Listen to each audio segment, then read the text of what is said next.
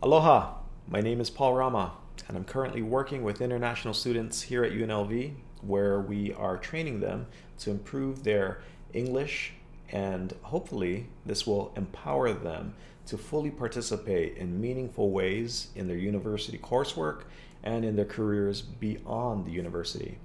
This is what I've done at BYU Hawaii previously as a professor, training future language educators in the basics of linguistics, teaching methods, and also in how to teach more effectively using technology.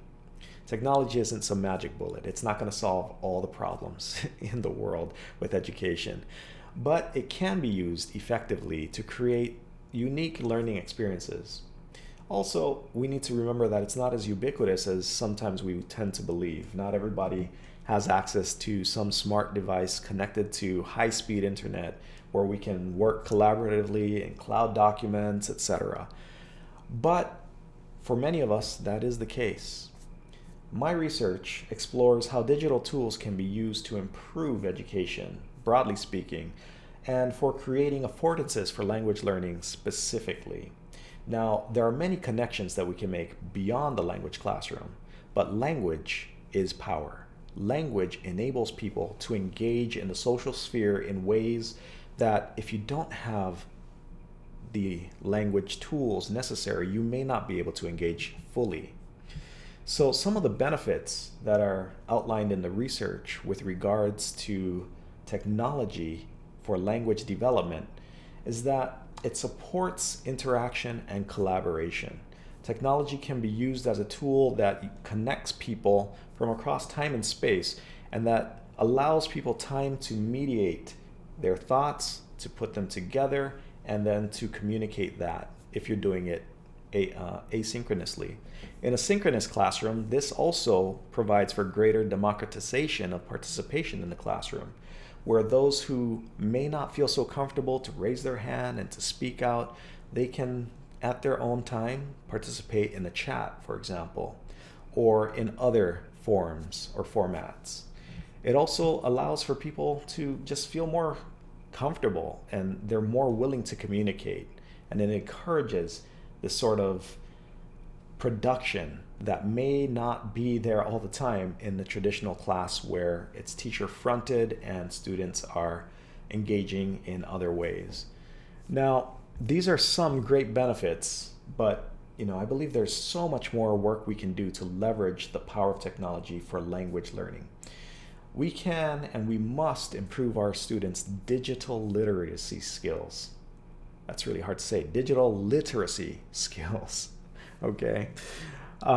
We should teach students how to sort through the plethora of digital information and empower them with the communication skills to be able to meaningfully participate in what is an increasingly digital social space that exists.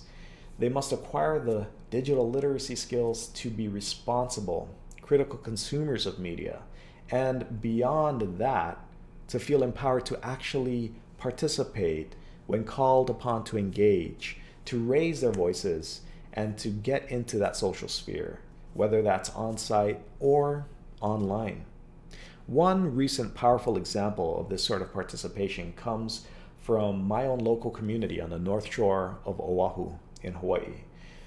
Protesters gathered to raise awareness and to oppose a recent construction project that was going on in the community. And this construction project would negatively impact a nearby community and also disturb the learning going on in an elementary school nearby. So a lot of locals banded together and streamed their experiences online. They're chanting, they're talking story, and this to ensure that their experience and their voices could be heard and seen by a much larger audience than would have been possible without that technology.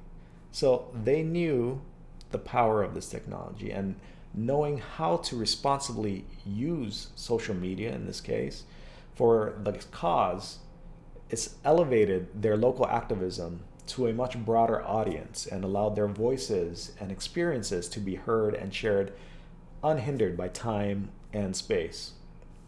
As I mentioned earlier, There's a number of benefits that come from effectively using technology in our language teaching. And it's up to us as educators to figure out how to create learning experiences that lead students to develop the language, the digital literacy power that is unlocked as they develop that language toolkit. And it's up to us to help them to understand how to responsibly engage in the social sphere, in and beyond the classroom.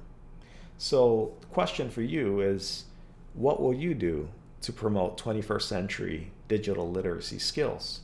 What are you doing currently? How can you improve what you're doing in the classroom? I'm always thinking about what I can do.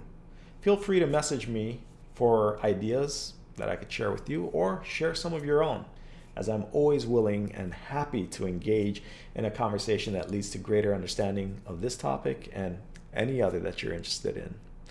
Mahalo. Thanks.